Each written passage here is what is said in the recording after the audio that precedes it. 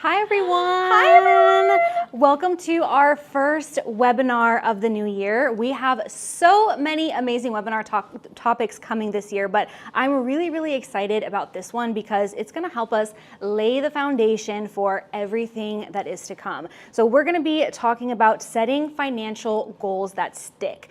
How to set those goals, how to make sure that you keep on top of those goals and that they don't that you don't forget them along the way. Yes. And we're also going to take you through the process of creating a vision board for the new year, which is very exciting.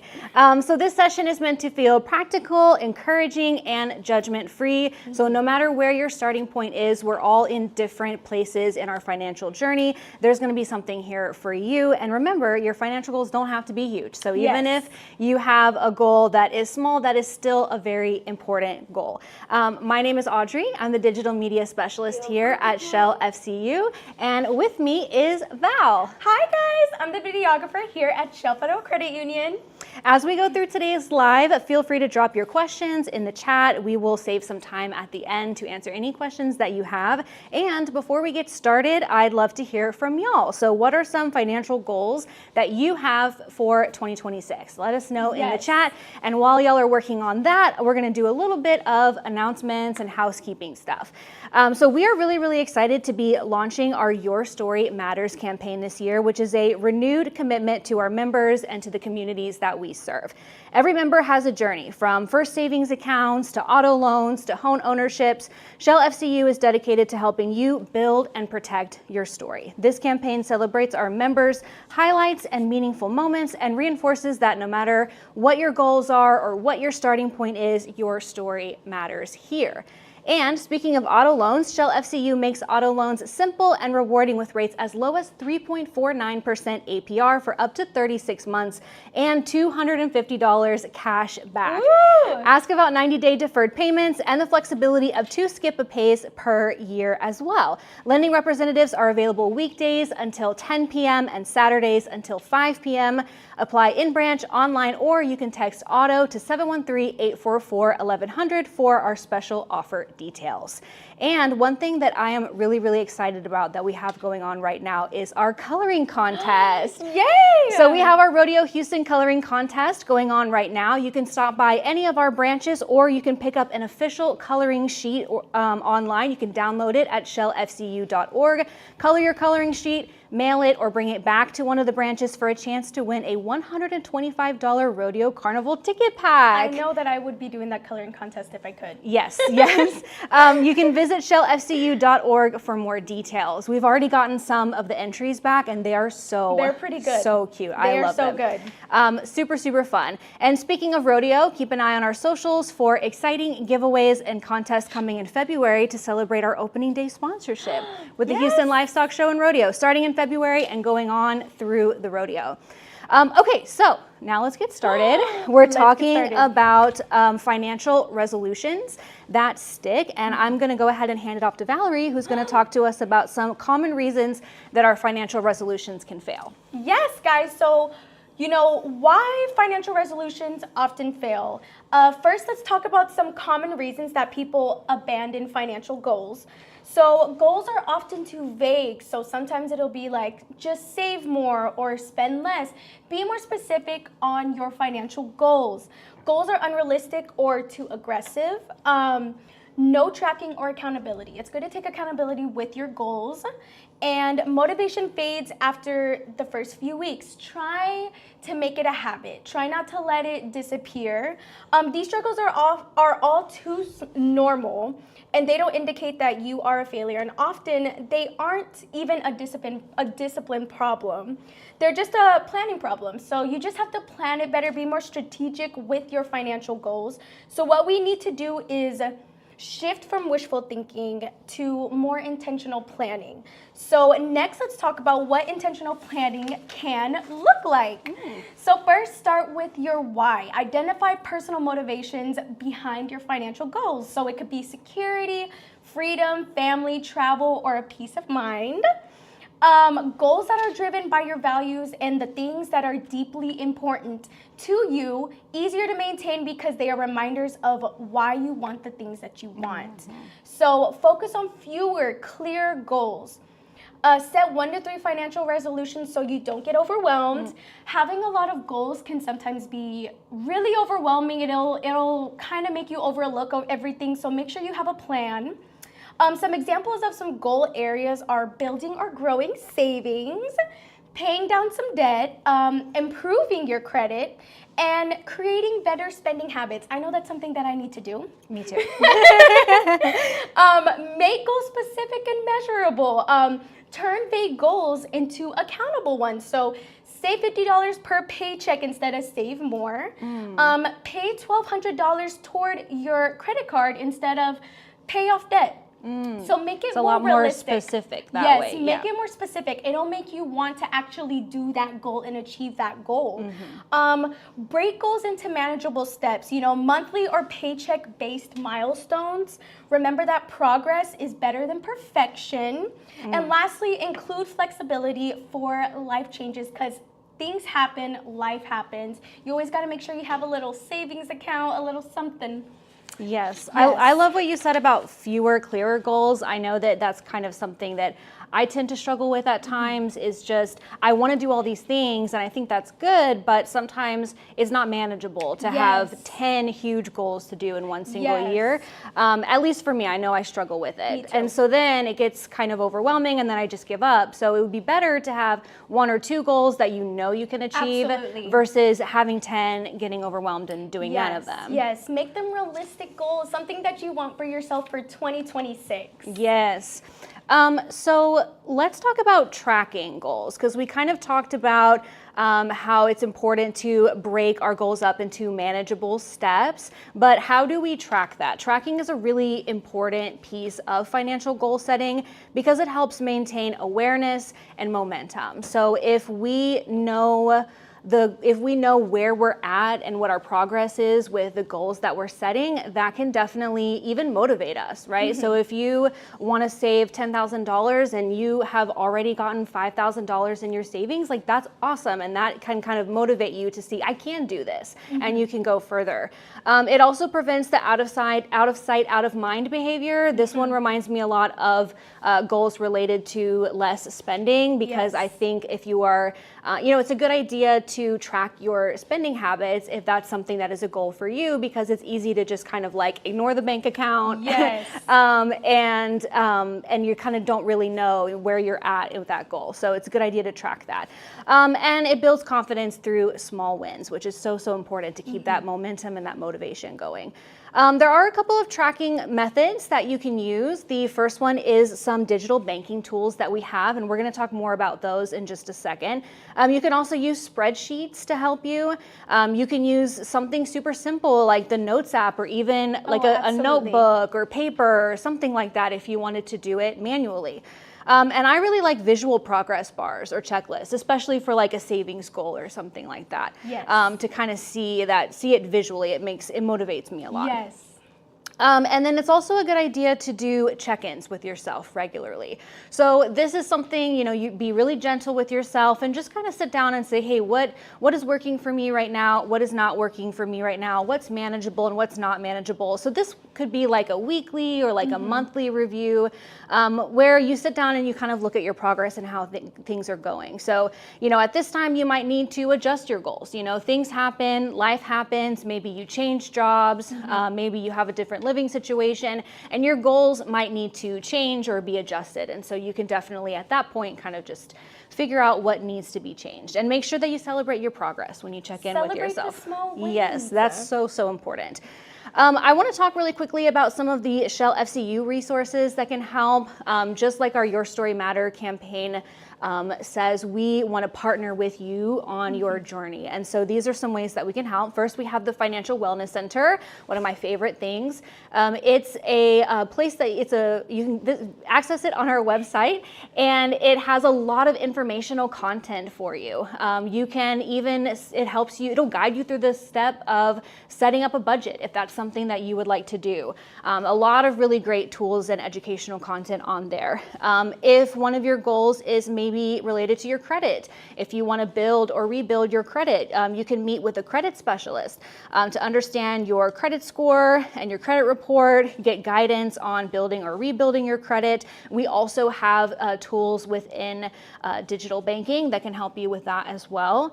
And you can review some options to maybe consolidate high interest debt that you have or explore ways to lower your monthly payments. Definitely, if that's something that is interesting to you, you can call us, give us a call, or come into one of our branches and we'll get somebody that can talk you through what your specific goals are and the options that you have, things that will help you along the way.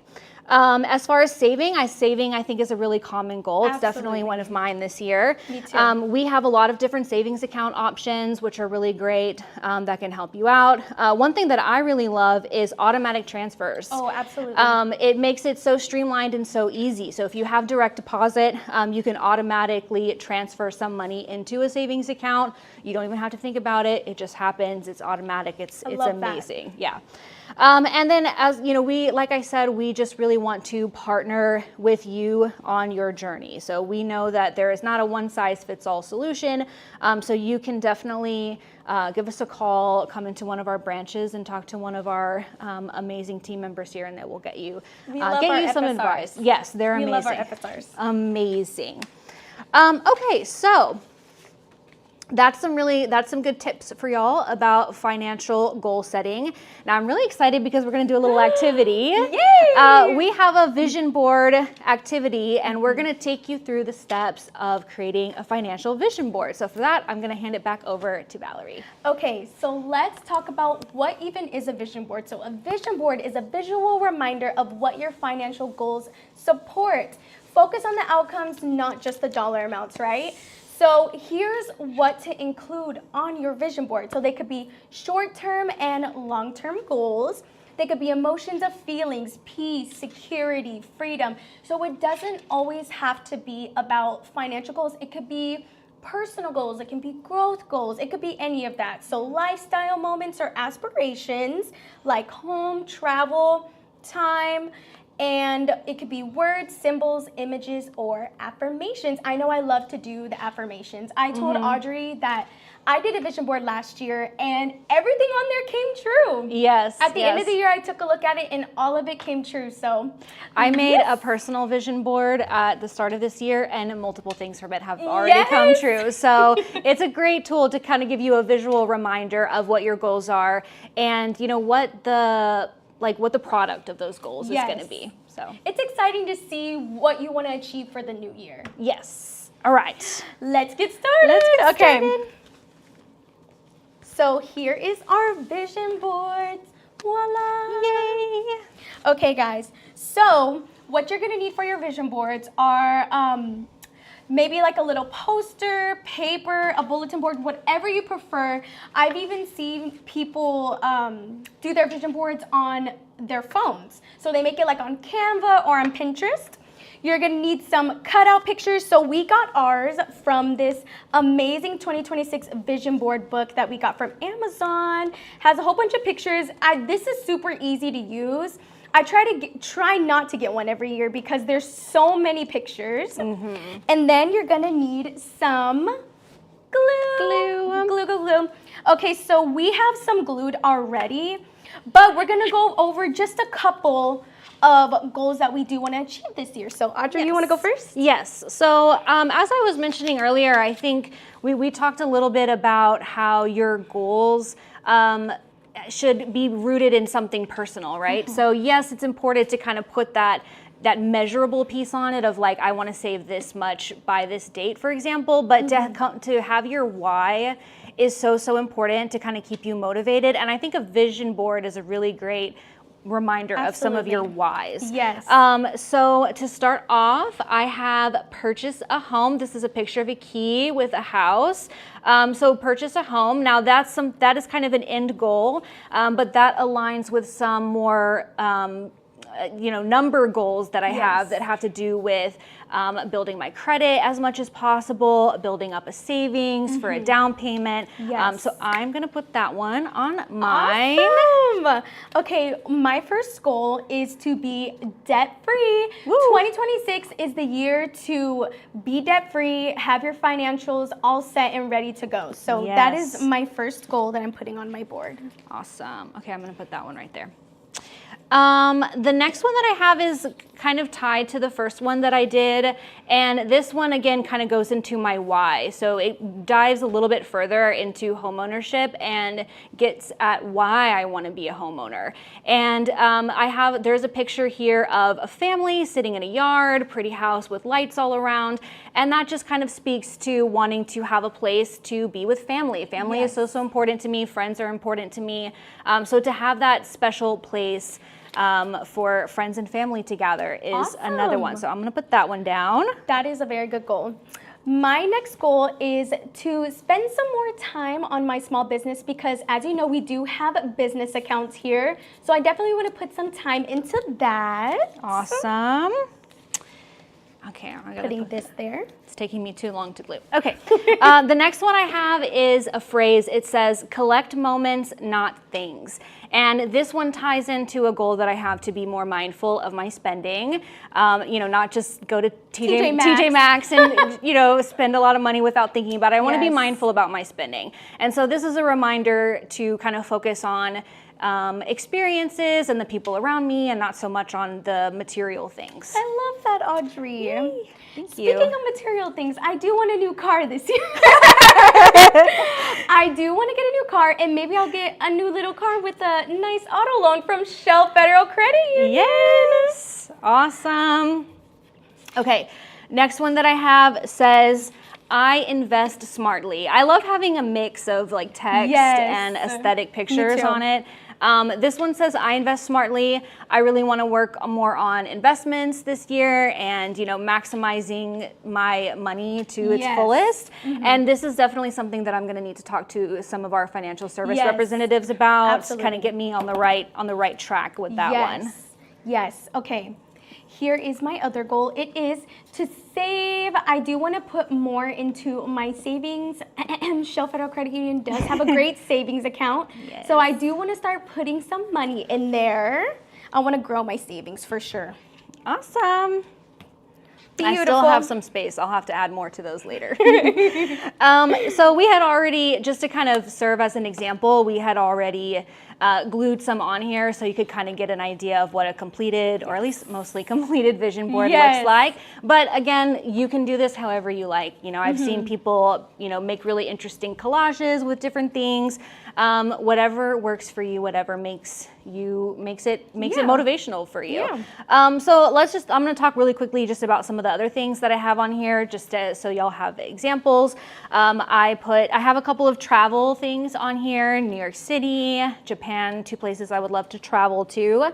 I put self-compassion on here because I definitely think that, that's something like mentally that I would like to be working on. I think that it really kind of goes hand in hand with being compassionate to yourself, giving yourself grace. Anytime you're trying to achieve goals, it's a good idea to give yourself some grace. I also have a new car.